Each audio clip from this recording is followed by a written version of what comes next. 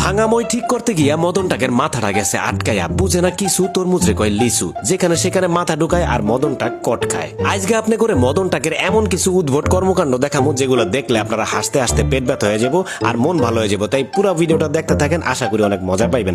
মদন টাক তার নিজের অনেক বেশি চালাক মনে করে আর চোরের মনে করে বোকা। চোর যেন মিষ্টি কুমড়াটা চুরি করে নিতে না পারে, এর লেগা মিষ্টি কুমড়াটার মধ্যে লাগা রাখছে তালা। আপনারা এখন চোর কি মদন টাকের মতো এত আলা বলা? মদন টাক মাঝে মধ্যে একটু লাল পানি খায় আর কাউরের সাথে না পাইলে আয়নার ভিতরে রক পেপার সিজার খেলে আর এইভাবে চিয়ার্স করে লাল পানি খায়। যখন অনেক বেশি পিনিক হয়ে যায় তখন এরকম সুতা নেয় আর সুই নেয়, সুইয়ের মধ্যে সুতা ভরার চেষ্টা করে, আর যে সুতার নিচে পিনিক হইয়া এই সুতা সুইয়ের ভিতরে ঢুকবো না, বরং সুই সুতার ভিতরে ঢুকে যাবো। যাই হোক, এইখানে আবার দেখতে পেতেছেন গাছে একটা বেগুন ধরছে, এই বেগুনটা যেন চোরে চুরি করে নিতে না পারে তার জন্য দেখেন কত অত্যাধুনিক ব্যবস্থা এটারে তালা মেরে রাখছে। রাস্তায় হাঁটতে গিয়ে মদনটা কুড়ায় পাইলো একটা সুন্দর খাম, আর এই সুন্দর গিফট খামের ভিতরে করে মানুষের টাকা গিফট করে। সে খামের ভিতরে টাকাটা ফালায় দিয়া খামটা পছন্দ হয়েছে তাই খামটা নিল আর নিজের টাকাটা খামে ভরলো।